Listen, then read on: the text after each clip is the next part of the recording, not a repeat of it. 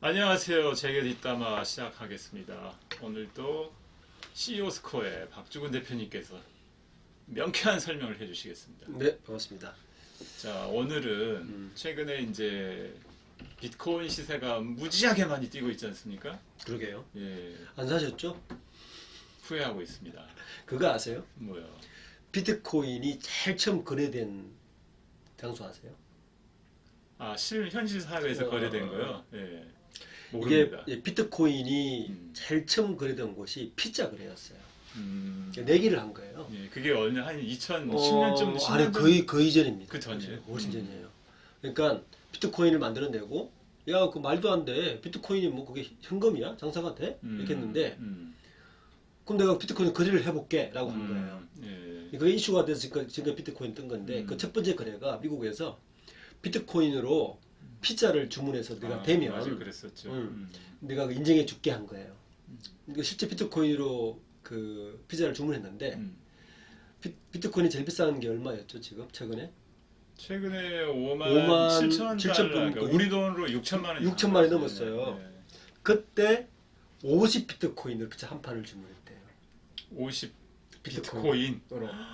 그러면 음, 이제 제일 비싼 가격으로 따져보면 6천만 원만 따져도 30억짜리 피자를 그러면 30억짜리 피자 한 판이면 그 8조각으로 본다면 한 조각에 네, 그게 이제 비트코인을 따졌는데 그런 비트코인이 최근에 이제 급락 막 굉장히 됐죠. 네. 급등락을 그렇죠. 뭐 하고 우리 있는데 여전히 높은 수준이죠. 따지고 보면 우리나라에 비트코인이 떴을 때 유시민 전 대표가 나와서 뭐 그게 허황이다 뭐 이런 한때가 그래요? TV 토론도 하고 언제 같은데 그 모든 논란을 다 잠재우고 비트코인이 지금 그 5만 4천 불까지 올랐다가 떨어졌습니다. 5만 7천, 그래, 7천 한 200달러. 그 얘기를 좀 해보시죠. 예.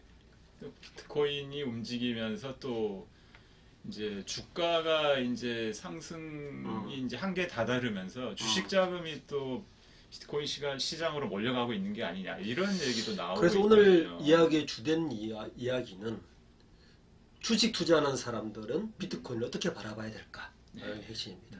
그 이야기를 조금 나름대로 한번 정리를 한번 해보시죠. 우리가 이제 주식 투자 그만하고 비트코인 사라 이런 얘기가 그러니까 아니고 주식 투자를 하는 사람들은 비트코인의 가격 변동의 추세를 어떤 시각으로 바라봐야 되느냐라는 게 핵심입니다. 예. 자, 비트코인이 일단 최근에 많이 올랐는데 그렇죠. 그죠? 최근 1년 사이에 많이 네. 올랐잖아요. 많이 뜬 이유가 뭘까요? 대표 가장 큰 이유는 사실 이분 때문이죠.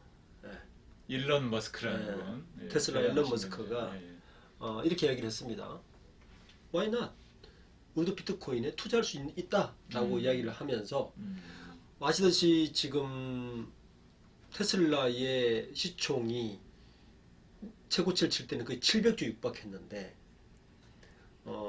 최근에 이제 가장 최근에는 한 200조 날라갔죠. 비트코인 때문에. 날라갔죠. 시총이. 이 앨런 머스크의 이 말 한마디로 그 비트코인 가격이 그래프에 보시듯이 수직 상승을 합니다. 그러니까 이게 이제 많은 단위예요. 5천만 원인데 2월 초만 해도 원화인가요? 예, 원화입니다. 2월 초만 해도 이번 달 초만 해도 4천만 원대였던 게 상승을 하는데 그 이유는 이제 일론 머스크 이 말 때문이고 실제로 일론 또 머스크가 이런 얘기를 했네요. 그렇죠. 했습니다. 비트코인 매입 사실을 지금 공개한 거예요. 공개를 한 거죠. 예. 그리고 얼마를 샀냐면은 그 당시에 1조 5천억. 그겁니다. 1조 그러니까 5천억 달러치, 1조 5천억인가요? 네. 7천억인가요? 그걸 달러입니다. 산 사실을 1억 그러니까 15억 달러. 15억 달러죠. 15억 우리 달러. 돈으로 한 2조 정도 되는 돈을 비트코인에 아니고 한 투자한 1조 거죠. 7천억 정도. 네, 투자한 거죠. 산 사실을 공개를 해버렸죠. 하면서, 예. 이렇게 공개를 하고 나니까 비트코인이 뭐 완전히 고삐 뿔린 망아지처럼 뛰기 시작했습니다. 그렇죠. 이 뛰기 시작하니까 이제 금융 당국에서 굉장히 불안해했겠죠. 예. 그래서 먼저 미국에서 포문을 열었습니다. 그죠? 자넷 그 전에 예. 이 일론 머스크한테 비트코인을 사라고 권유한 사람이 있어요. 누구죠? 그게 누구냐면은 그 나스닥 상장회사인데 마이크로 스트래티지의 그 CEO죠. 마이클 세일러라는 사람이 이분도 이 회사도 굉장히 주식이 아니죠. 비트코인을 굉장히 많이 가지고 있거든요. 지금까지 시세로 한 45억 달러 정도치를 가지고 있대요. 근데 최근에 지난주에만 해도 한 개당 52,765달러 해가지고 한 1만 9천 개 정도를 산 거죠. 네. 그러니까 뭐 엄청나게 지금 그럴 수 있겠네요. 예. 그분이 이 사람이 일론 머스크한테 사라고 권유를 했다는 거 아니에요 지금? 아 이분 뱅벌이 좋은 사람이네. 예. 자기 갖고 있으니까 일론 머스크가 사면 다 투자할 거니까 사라 그런 거 아닙니까? 자기는 저가에 와 사놓고. 굉장한 사람인데. 예. 예? 그러니까 이게 사실은 완전히 두 개예요. 그렇죠. 그리고 이 마이클 세일러라는 CEO는 이 비트코인의 시가총액이 100조 달러 정도 갈 거다. 지금 그렇게 예측하고 있습니다. 100조 달러면 우리 돈은 얼마인지 아세요? 10경이에요. 10경. 네, 10경입니다. 자, 억 다음에 조 다음에 경이거든요. 천조가 1경이니까. 그렇죠. 천조가 1경이니까. 근데 일부에서는 뭐 1경 간다는 얘기는 들었는데 저는 10경 우리 돈으로 10경? 야, 이게 뭐 계산하기 힘듭니다. 아니 어쨌든 간에. 생각해보면 비트코인 우리나라에 뭐 100만 원 언더 할 때 그걸 사라 그럴 때 다 비싸다고 그랬는데 그때도 사놨으면 우리 이런 방송 안 해도 되는데. 근데 지금 이제 이게 시세가 이렇게 뭐 5천, 6천만 원 하지만 실제 거래는 이제 0.0001 비트코인 이런 식으로 그렇죠. 거래가 그렇죠. 되잖아요. 그러니까 일반 쪼개져서. 소액 투자자들 또 학생들도 살 수 있는 할 수 거잖아요. 있죠. 예. 예. 자, 근데 이렇게 뜨는데 또 거기에 대해 비해서 우리나라 한국은행 총재도 그렇고 비트코인의 장래에 대해서 아주 어둡게 보는 분들이 있단 말이에요. 그죠? 그럴 수밖에 없지 않을까요? 우선 그 미국의 자넷 앨런이죠. 예. 자넷 앨런 현재 재무장관. 재무장관. 예, 이번 바이든 정부 재무장관인데 이렇게 이야기했습니다. 매우 투기적 자산이다. 극도로 비효율적이다. 네. 그리고 잠재적 손실에 우려가 된다. 이 세 말로 아주 굉장히 강한 투로 이야기한 거죠. 이제 불을 끌려고 나서는 거죠. 자넷 앨런 이분은 그 전에 연준 총재를 했었죠. 했잖아요. 예. 아시겠지만 연준 총재를 지낸 사람들은 이렇게 극단적인 말을 잘 안 하는 편입니다. 이분들의 그 영어 어투가 그리고 비정통적인 자산에 대해서 그리고 호의적이지 않고 예. 그리고 이분들의 어투 자체가 굉장히 두리뭉실하고 간접적으로 이야기하는데 이렇게 강하게 얘기했다는 거는 예. 미국 재무장관으로서 그렇지만 아까 이야기하는 대로 하는 총재 똑같이 이야기했어요. 한 총재가 내재 가치가 없다. 지금 중국 위안화가 디지털 화폐를 도입했지 않습니까? 예. 우리 디지털 화폐 도입할 거다. 그러니 근데 이거는 정말 모르고 한 말 같아요. 제가 볼 때는. 저는 이 두 분의 말을 종합해 보면 첫 번째 생각이 이겁니다.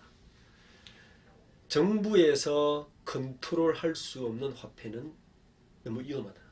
위험하죠. 네. 중앙은행이 이제 물가를 관리하는 데인데. 그런데 여기에서 우리가 예. 주목해야 될 거는 예. 지난번에 서학개미나 미국의 개미들이 기관 투자를 한번 이긴 사건이 있지 않습니까? 예. 그렇죠? 예. 게임 뭐였죠? 게임스탑. 게임스탑. 예. 그 사건 유명한 사건인데 저는 이런 사건들이 일련 사건들을 보면 이제는 정부에서 이거를 과연 컨트롤할 수 있을까 첫 번째. 앨런 머스크가 최근에 비트코인 자기가 한 말에 대해서 약간 고개를 숙인 이유가 미국 국세청에서 손을 댔습니다. 왜냐하면 좀 비트코인 비싼 거 같다 이렇게 또 다시 이야기 얘기했었죠. 그렇게 그 한 이유가 뭐냐면 그 뒷이야기를 보면 미국 국세청에서 비트코인은 세금을 거둘 수가 없어요. 시세 차익에 대해서. 우리는 이제 내년부터 걷는데. 금단 이야기잖아요. 예. 근데 이건 되게 이율배반적인 게 저는 하는 총재가 이렇게 말해놓고 세금을 걷는다는 말은 통화가치를 인정을 한다는 말인 거예요. 그렇게 보시나요? 그렇죠. 저는 그렇게 봅니다. 그러니까 지금에 있는 많은 개미 투자자는 국경을 초월한 여러 가지 이런 투자가 저는 이미 uncontrollable로 넘어갔다. 국가가 어디까지 통제할 수 있는 기존 자본시장을 통제하고 있는 이런 사람들의 이런 말들은 더 이상 어디까지 신뢰할 수 있을까라고 저는 굉장히 이제 개체를 던져봐야 된다. 예, 그렇게 저는 생각합니다. 또 옐런과 이제 이주열 총재 말고도 다른 분들도 굉장히 좀 부정적인 견해를 밝힌 분들이 있습니다. 예를 들면은 라가르드 22 유럽 중앙은행 총재죠. 이런 분들도 비트코인을 사거나 보유하지 않을 것이다. 이런 식으로 부정적인 견해를 내놓은 분들이 있는가 하면은 이렇게 사들이는 데들도 있고. 이거 우리가 잘 봐야 되는 게 예. 화폐가 만들어지는 역사, 자본시장 역사에 보면 항상 이런 새로운 트렌드의 자본시장 가치가 들어오면 항상 똑같은 이야기를 했어요. 그러니까 우리가 긴 안목에서 보면 그러니까 투자자 입장에서 보면 이걸 어떻게 바라보야 될지 그런 걸 좀 시각을 좀 봤으면 좋겠어요. 저는 이미 이렇게 이야기가 나왔다는 것은 비트코인에 대한 존재감이 매우 커졌다는 이야기고, 개인들의 거래, 국가 간의 거래에서 비트코인의 건투를 보면 이미 국가가 굉장히 우려하고 있다. 그런데 한 몇 년 지나면 언젠가는 저작권을 끌어들이려고 엄청 노력할 것이다. 저렇게 판단합니다. 지금 이제 비트코인을 기초 자산으로 하는 ETF를 발행하려는 데가 또 있잖아요. 네. 제가 아는 이제 미국에서 가상화폐만에 투자하는 이제 자산 운용사를 하는 이제 사람이 있는데, 얘기를 들어보니까 가상화폐를 기초 자산으로 ETF를 만들려고 계속 그 미국 SEC인가요? 거기 신청을 하는데 아직 잘 안 되는 것 같아요. 어렵죠. 어렵다고 보시는 거죠. 왜냐하면 ETF라는 거는 그 인덱스 자체가 굉장히 안정적이고 스테이블해야 되는데, 그렇죠. 예. 이처럼 변동성이 있는 지수는 어렵죠. 비트코인은 이제 가상화폐 자체가 거래소에서 거래가 되는데 상한가가 없어요. 없죠. 네. 반토막 난 경우도 있습니다. 그렇습니다. 최근에. 그 가격 추이를 보면 놀랍죠. 이제 우선 추이를 한번 볼까요? 17년부터 한번 보겠습니다. 17년부터 이제 최근 한 5년간을 보면 전형적인 이제 그래프가 반감기를 거치면 또 한 번 오르고, 반감기를 거치면 또 한 번 오르고, 반감기를 거치고 또 오르는데, 자세히 보시면 이 반감기의 추세선이 계속 좁혀져요. 오르고 내렸다가 오르고 내렸다가 오르고 하는데, 뒤에 가면 더 이 추세선이 더 간격이 좁혀집니다. 꼭 반감기가 꼭 한번 겹치죠. 반감기가 여러분 이 포인트를 보시면, 네. 그러니까 이거는 추세선을 보면 오른다는 것이고, 가장 최근 일주일 지난 2월 10일부터 보면 지금 5천만 원 통과한 지 어제 같은데 6천만 원 아까 이야기 통과하고 현재 한 5,500만 정도 가거든요. 이것도 지금 반감기라는 거예요. 네. 하루에 그냥 막 1,000만 원씩 널뛰게 합니다. 근데 이제 여기서 우리가 좀 이 비트코인의 본질을 한번 얘기해 봐야 될 것 같아요. 이거 어떻게 바라봐야 되느냐. 비트코인은 일반적으로 그 금같이 굉장히 안정적인 자산으로 생각하고 디지털 금으로 만든 거죠. 그러니까 이제 비트코인의 장래를 좋게 보는 사람은 비트코인이 일종의 금과 같은 역할을 할 것이다. 이렇게 보는 사람들이 그렇죠. 있는데 있죠. 네. 그거는 조금 저는 약간 이상한 게, 그래서 한번 그래프를 봤어요. 네. 2017년부터 같은 기간에 금값하고 비트코인의 가격 변동 추이를 그래프로 그려본 건데, 바로 비교가 되네요. 예, 금은 굉장히 안정적이죠. 네. 그러니까 이건 아직 기준금리 같은 역할을 할 수 있는 거죠. 네. 그런데 비트코인을 보시면 이 변동폭이 너무 심합니다. 그러니까 결국에는 비트코인이 금같이 기준적인 역할을 할 수 있을 것인가에 대해서는 좀 캐스션을 던져보고요. 그렇네요. 또 하나, 금같이 굉장히 안정적 기준 통과가 되려면 주식시장 한가는 좀 별개로 움직여야 돼요. 그런데 몇 개 그래프를 보시면, 우선 ETF 이야기를 해보면 지금 ETF 추세선과 비트코인 추세선이 거의 비슷한 추세를 그리고 있습니다. 이 말은 무슨 말이냐 하면 주식시장과 같이 연동해서 움직인다는 거예요. 이 말은 지금 비트코인이 이렇게 굉장히 뜨는 이유는 어떻게 보면 코로나19로 인한 전 세계적인 자본 풀기, 돈 풀기가 아까 초반에 얘기했듯이 주식시장으로 가고 나니 비트코인으로 옮겨가고 있는 것이 아닐까라고 이제 의심해 볼 수 있는 거고요. 저게 어떤 ETF를 얘기하는 거예요? 일반적인 ETF, 평균선. 평균선인가요? 그런 거죠. 주식 ETF. 예, 예. 주식하고 직접 비교해 봤어요. 이게 주식 변동폭 그래프입니다. 거의 같이 움직이죠. 그러니까 이미 비트코인은 주식과 같은 자본시장 같이 움직인다는 거예요. 지금 현재. 그러니까 자본 유동성하고 매우 상관성이 있다는 이야기죠. 그러니까 이 말은 근가치가 일단 안정적이지가 않고 자본의 시중에 얼마나 많이 풀린가에 따라서 주식시장이 움직이지 않습니까? 예.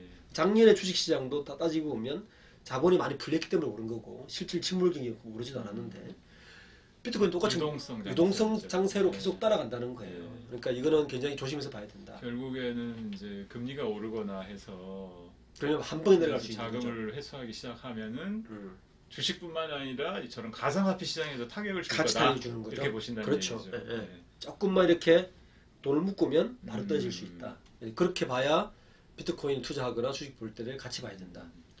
그리고 S&P 500 지수하고 비교해봐도 거의 같이 움직입니다. 그러니까 이거는 그 비트코인을 안전한 자산 이렇게 보는 거다. 진짜 완전 투기 자산이 됐다. 이렇게 볼 수 있는 거죠. 그렇군요. 자, 그렇다면은 비트코인과 이 주식시장 앞으로 향후 장래는 어떻게 예상을 할 수 있을까요? 뭐 많은 전문가들이 이야기하는데 비트코인을 볼 때는 항상 그 이벤트성을 되게 많이 볼 수 있어요. 예를 들어서 이게 다 이벤트인데 먼저 2019년을 걸 보면 2019년 3월 8일 날 2년 전에 삼성전자가 갤럭시 S10에 암호화폐를 탑재한다는 말을 듣고 좀 뛰었어요. 근데 이때가 우리가 기억하시겠지만 가장 투기가 심할 때였어요. 그리고 이달 3월 말에 비스듬히 해킹을 당합니다. 한번 떨어졌다가 또 확 올라요. 가장 크게 뛴 거는 언제냐면 2년 전 6월 18일 날 페이스북이 리브라를 프로젝트를 하고 페이스북이 비트코인 가상화폐를 써서 뭔가 하겠다고 했을 때 엄청나게 증가를 합니다. 그리고 중국에서 뭔가 발행 계획을 한번 떠지고 나서 시진핑이 블록체인을 진행하겠다 발표를 합니다. 작년에. 네. 그리고 또 한 번 확 떠요. 중국은 뭐 이제 달러 번위 체제를 어떻게든 무너뜨리고 싶은 거죠. 흔들고 싶지 않겠습니까? 예. 그래서 뭐 이런 이벤트성을 되게 많이 봐야 되는데 향후 전망을 보면 그렇게 아주 어둡지는 않습니다. 이거는 아까 그 추세선 데이터를 가지고 그대로 시뮬레이션 돌려본 거예요. 시뮬레이션 돌려봤을 때 직접 돌린 거예요? 제가 돌린 게 아니고 돌린 사람의 다른 분이? 돌린 거를 갖고 와봤습니다. 여기 이제 레퍼런스 여기 있어요. 거의 요게 2019년도에 돌린 거거든요. 그러니까 2년 전에 돌린 건데 비슷하게 가고 있어요. 2년 전에 돌린 시뮬레이션 결과인데 지금 올해가 2020년이죠. 2021년이잖아요. 이미 그 5,500불 이미 우리가 예상하는 추세를 다 넘었었습니다. 그죠? 시뮬레이션 상으로는 계속 오르는 거죠. 얘기예요. 예, 오르는 거죠. 예. 그럼 지금이라도 사야 됩니까? 이 추세대로라면 그럴 가능성이 큰 거죠. 예. 누가 돌린 거예요? 그거 믿을 수 있습니까? 이거는 미국 회사에서 돌린 건데 그래요? 어쨌든 이 돌린 결과들 거의 비슷하게 하고 있다는 게 그러네요, 재밌더라고요. 진짜. 예. 어쨌든 간에 뭐 추세는 저런 거고 네. 이제 저희가 이제 사람 알아 얘기할 수는 참 없는 거죠. 이게 곤혹스러운 거죠. 그러니까 예를 들어서 140만 원, 뭐 100만 원 언더했을 때 그때 사면 안 됩니다라고 얘기했던 사람들은 지금 아무도 얼굴을 들 수가 없을 거고.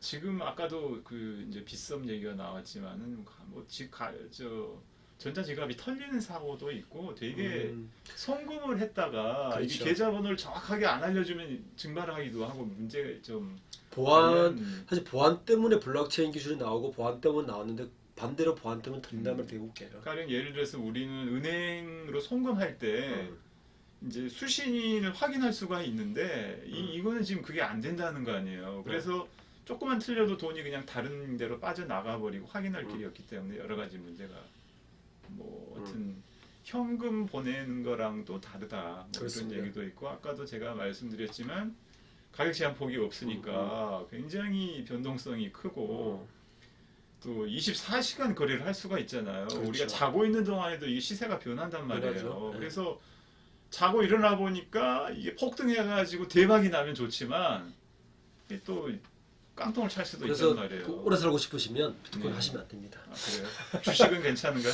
주식은 그래도 장이 열리고 뭐 하는 시야가 있는데 네. 아, 이거는 뭐 전 세계적 움직이니까 그러니까요. 잠을 잘 수가 없습니다. 거기다가 이제 내년부터는 또 이제 과세를 하는 거죠. 소득세 20% 물린다고 하니까 전 그래서 그 부분 참 아이러니해요. 음, 정부에서 인정을 안 하는데 세금을 물리겠다. 그러니까 이제 음. 뭐 하나의 자산으로는 보는 거죠, 그죠? 저는 이제 화폐는 그 아니지만. 부분은 명확한 것 같아요. 이게 이제 통제 구역 안으로 들어온다. 미국이든 유럽 W 뭐 세계은행이든 통제 구역 안에 들어온다 그러면 변동폭은 굉장히 줄 것이다. 아, 변동폭. 네. 그리고 상당한 많은 금액이 빠져나갈 것이다. 네. 가상화폐 시장에서. 그렇죠. 왜냐하면 지금 이 시장의 가장 큰 메리트는 뭐 투자 가치도 있지만 사실은 추적되지 않고 쓸 수 있는 여러 가지 현금성 흐름에 대해서 그 메리트가 큰 시장이거든요. 그래서 이제 그거는 염려 우리가 지켜봐야 되는 거죠. 그렇죠. 다음 시간에는 뭐 한 번 또 기회가 되면 비트코인과 연관된 뜨는 기업들 좋습니다. 또 한번 예. 그런 해보시 찾아서 오늘은 이제 관련 기업이 테슬라 이런 데들 네. 이제 비트코인 이제 일론 머스크 발언에 따라서 급등했다가 떨어졌다가 예. 그런 이제 연관성에 대해서 짚어봤고요. 네. 오늘은 비트코인에 대해서 살펴봤습니다. 저희 방송이 유익하시면 좋아요와 구독 클릭해 주시기 바랍니다. 네, 감사합니다. 수고하셨습니다. 네, 수고했습니다.